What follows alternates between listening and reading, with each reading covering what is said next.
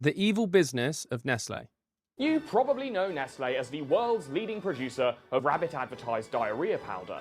But what you probably don't know is that Nestlé is the largest food company in the world. I use the term food lightly as their products mostly consist of powdered and processed food-style tribute acts to the real thing. Wait, they're actually the largest in the world? I would never have guessed that in my life. I don't know who I would have said it was, but I wouldn't have said they were the largest. And also, I'm going to back them. I mean, this says it's evil, and I'm not going to dispute that, but not once have I had diarrhea from it. Just going to put it out there. For reasons unrelated to that, though, some people on the internet think Nestlé is worse than Hitler, Hiroshima, and hangnails combined. That's a tall But order. why? Let's find out.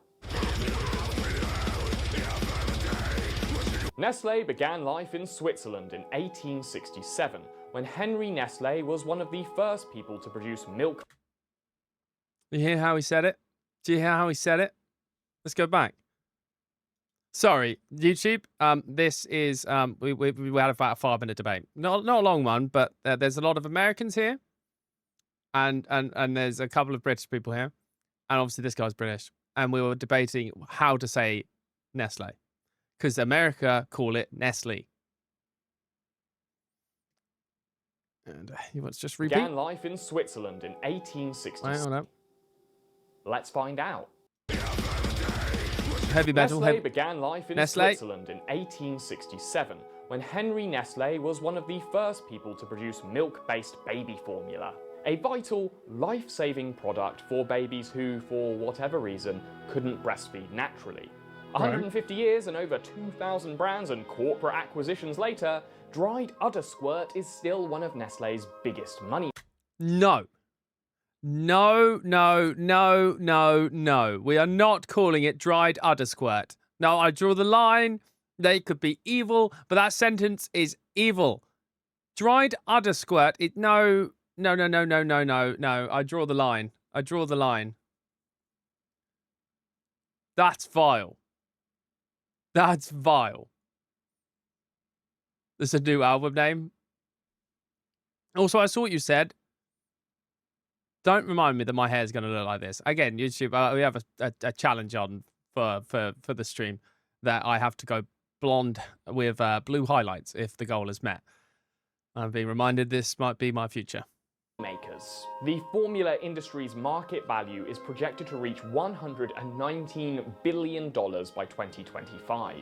And even better than that, companies make 23 cents for every dollar they make in sales. It's a very profitable commodity, which is crazy because it is just dried milk with some vegetable oils and sugars, and what's more, it's crap. Every medical professional will tell you that formula is vastly inferior compared to Mum's old-fashioned own brand. Unless, of course, that medical professional is being paid by Nestlé. In the 1970s, Nestlé was expanding its formula market globally, but it ran into a problem, or rather, two big problems. The humble breast was Nestlé's biggest, bounciest competitor, so they did what any multinational conglomerate would do and began undermining this basic and necessary human function. Nestlé launched an aggressive... No. Let's not move past. I don't think you explained the other part enough. You know, let's really get into the two big problems that you said about.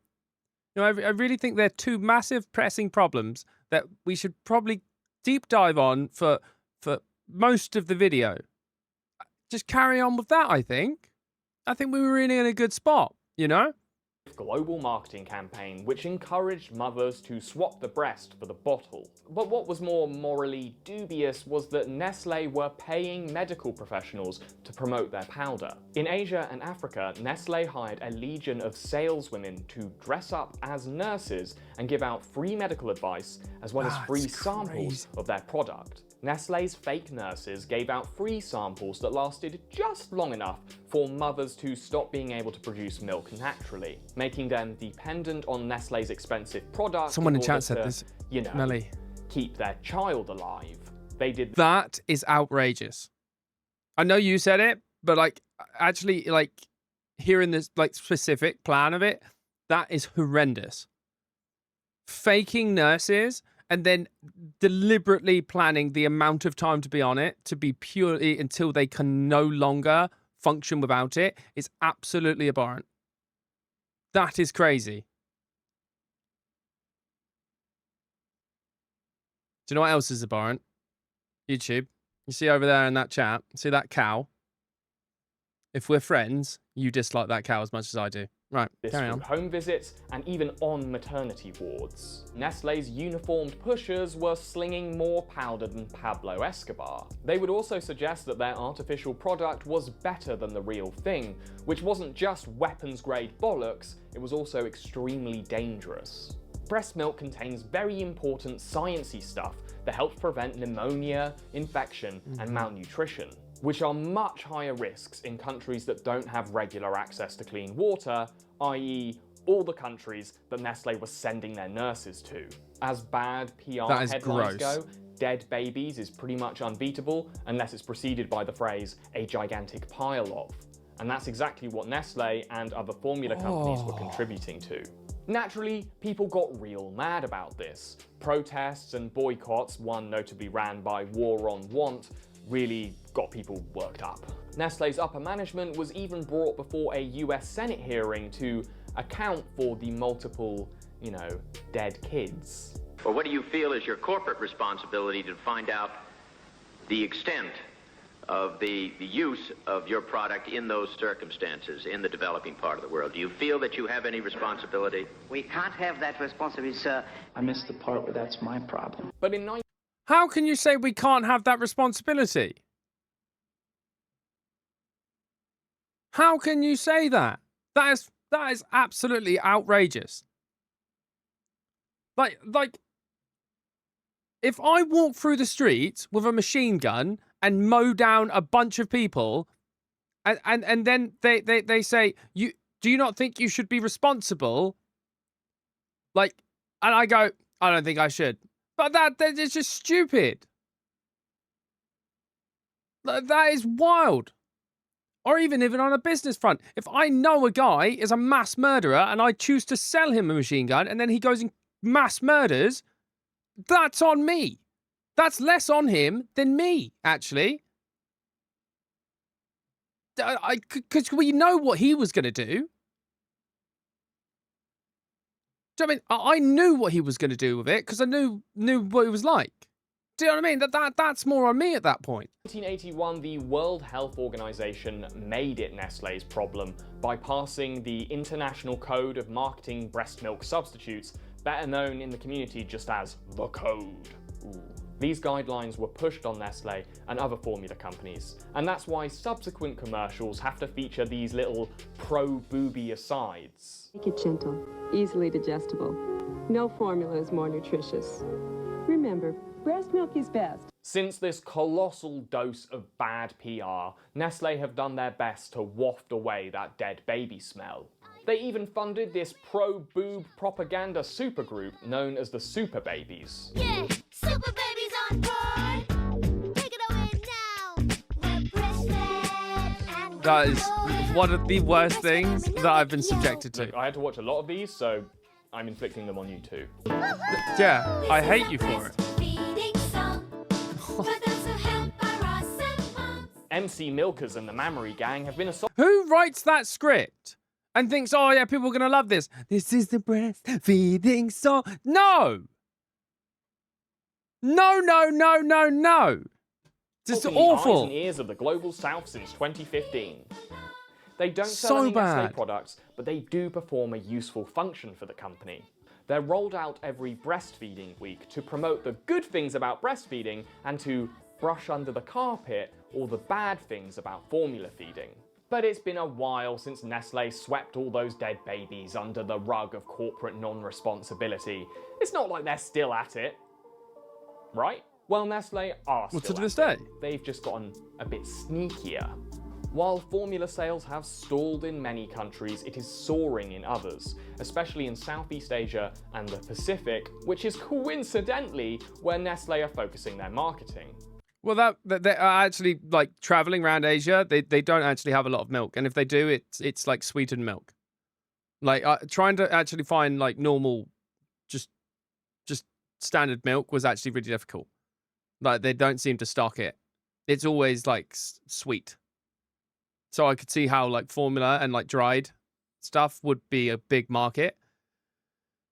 But that is gross as well. That's predatory. I do have a question. What is it with formula? Why can't you just have if it's just dried milk? Why can't you just do like normal milk? Why can't you just have like normal milk at that point? Is there a reason? Generally I'm ignorant to a lot of that. They would have had better luck with just dancing boobs. Do you know what? I could get behind that advert or in front of it. I don't know. Sorry, I messed up. Babies can't have milk under 1. Oh wait, really? Didn't they also have a big water scandal? I think that's what Horror alluded to. Right, sorry.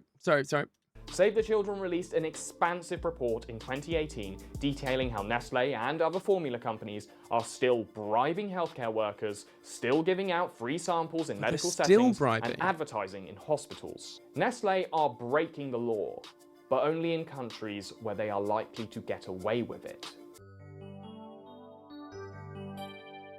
Nestlé is also the world's leading producer. What's that to say?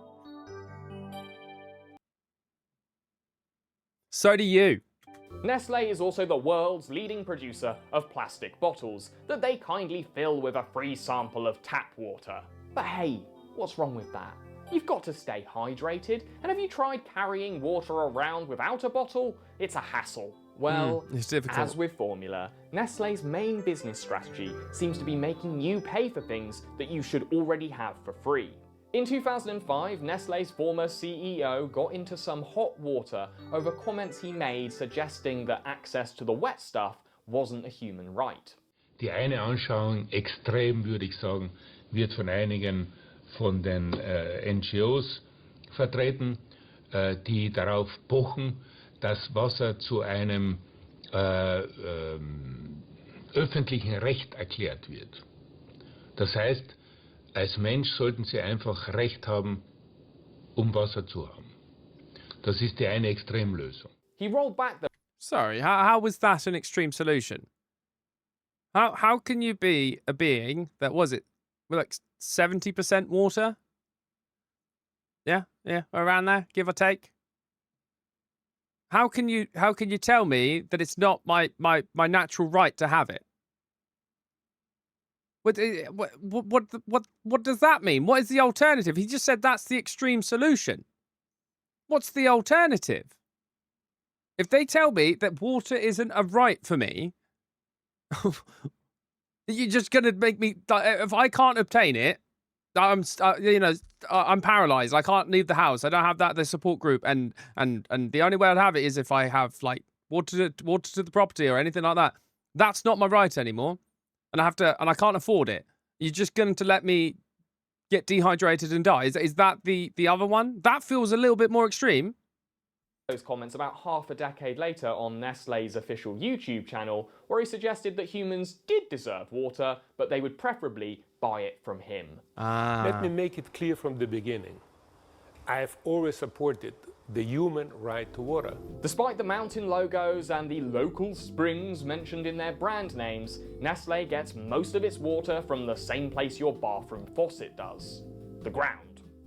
In North America, they tap into municipal water supplies, paying about $10 for every tanker of high-quality H2O.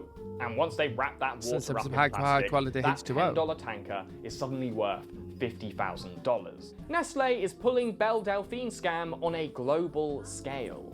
They get such great deals on their water because they capture it from states like Maine and Texas, which operate under absolute capture laws, which say you can suck the ground empty provided you own the dirt on top of it. Wait, there's no like control to make sure that you don't actually suck it dry. There's no control. If I buy land and that is like a local area, like only access to water, I can just absolutely use it all up, depriving an entire town of a valuable, vital resource. I could do that if I had the money to just buy the area. Yeah? Is that what you're telling me? And formula's fortified with all kind of nutrients. Milk alone cannot sustain it. Right. Noted. Cool. I've always supported the humans' right to war. It is an insane statement too. It is. Why is that even a discussion? Why would you even need to say that? Surely that should just be a given. Do you know what I mean? Like, you don't have to tell me. I would. My default, if no one says, I've always believed in the human right to water. Right. If you have to say that, I start getting suspicious. Now, everybody else, I think there is a baseline that I think you just think that. This has proved controversial with people who need that water to live, especially in states suffering from water shortages. In famously dry-mouthed California, there's no absolute capture allowances, but Nestlé were found to be drawing 54 million gallons more than their permit allowed, a permit that expired 2 decades ago. What? Is this Nestlé's fault, though? I mean, on this one, I'm not particularly convinced. The company might be sucking America drier than a chapped-lipped hooker at a Nevada truck stop, but the government's letting them do it. For the most part, they're not breaking the law. At least not in America. In 2013, in Pakistan, it was found that Nestlé were diverting free, clean water away from thousands of people who were forced to drink sludge water because they couldn't afford to have it sold back to them in bottled form. What? Yeah, that's pretty bad. And when they're not stealing water, they're polluting it. Just last month in France, a Nestlé-owned powdered milk factory farted a load of biological sludge into a river and killed over 3 metric tons of fish. You know your body count is getting out of control when you're measuring it in tons.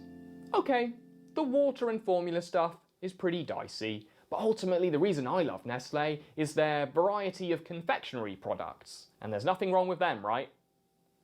Right? I'm a bit scared at this point because I didn't think that they were like the biggest food company in the world. So now I'm actually kind of scared. Have I not been very observant and things that I love are owned by them? I'm scared at this point. I mean, the other ones are absolutely shocking, right? And it just makes me hate them as a company. But now, like, because knowing that, I'm probably not going to want to buy their stuff. I'm going to find out that a lot of things that I like are owned by them, aren't I? Oh, he's sure he's human? No, that is a lizard, is he? That is one of those lizards they speak about. And I don't know if you know, most lizards, they're always they're hydrophobic. Just put it out there.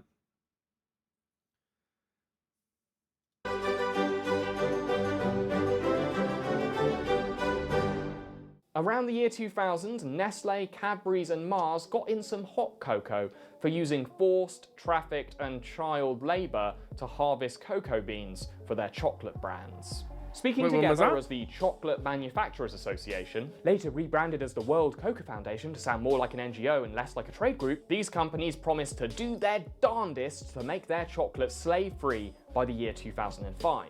Well, they've missed that deadline and have missed every subsequent multi-year deadline they've set themselves since. Nestlé. Why do you need a fucking deadline? Just stop. I know I've murdered 17 people. I promise I will stop killing people by 2027. But Regan, why don't you just stop now? Oh, no. Just because of all the corporate bollocks. I just need to get out of the system until then. Have been delaying the release of slave-free chocolate for longer than James Cameron's been working on those Smurf movie sequels. This all sounds really bad, so maybe we should just, like, hear them out? What are Nestlé doing about it? When you visit Nestlé's Coca Plan website, they are keen to point out that most of their unpaid child labour, not all of it mind, is done by children working on their parents' farm. Farmers who are too poor to send their kids to school and need help on the farm to make enough money to afford basic necessities like food and clothes. Which is not the best argument when you're the pricks paying them. Bowing to public outcry and threats of boycott, Nestlé did do something about this in 2010. They took all the cocoa that they were super sure wasn't harvested by child slaves, took all of that, and used it to make their flagship chocolate product, the Kit Kat bar. That way they could slap an independently verified fair trade sticker on it and be seen to be doing something about the problem they were causing. This label I don't actually like Kit Kats that much. I thought that would be devastating. That would be devastating to some of you, I feel like. But I'm not a big fan. So that's an easy boycott from me. did not extend to most of their chocolate, or even to the vastly superior Kit Kat Chunky, which remained crunch-tacular with the severed limbs of trafficked children. But as of this year, they I mean, it's quite ironic that the advert that they've used is that their chocolate or even to the vastly superior killed someone Kit Kat Chunky, so that which someone remained could enjoy it, crunch-tacular isn't with it? It's quite ironic. The irony's definitely, they're just blind to it at this the point. severed limbs of trafficked children. But as of this year, they decided to pack that in too. They have concluded their partnership with Fairtrade to focus on their new partnership with the Rainforest Alliance and work on sustainable cocoa farming. As in 2020, it's more fashionable to appear environmentally correct than ethically correct, and apparently, you can't do both. It's also much cheaper and more achievable. And this is just proof that Nestlé were never really worried about the whole slavery thing. They were just worried about what you, the chocolate buying public, thought about it. That's Nestlé just corporations, are not though, right? a food company. They are a natural resource company with chocolate and cat food divisions. Their major They do cat strategy food. is depriving people of necessities and then selling them an expensive alternative.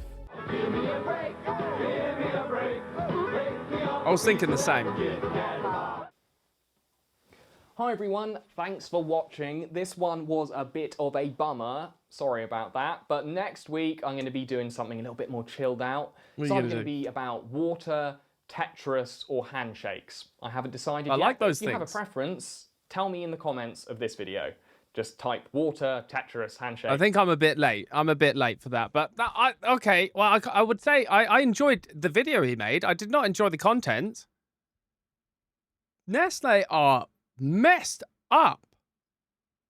I feel like I need to get a list. I just be like, okay, well, can't have that. Can't have that. I don't want to fund that. That is crazy. I actually had no idea, by the way. I don't know how I've not heard that once, but I had no idea whatsoever. That is wild. What chocolate milk am I going to drink now?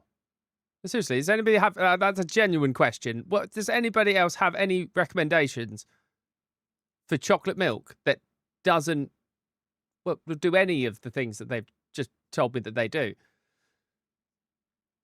But... well, that was our third video. God, that was a heavy one. That was a heavy one. But I appreciate you watching. I will see you in the next one. I'm stumped.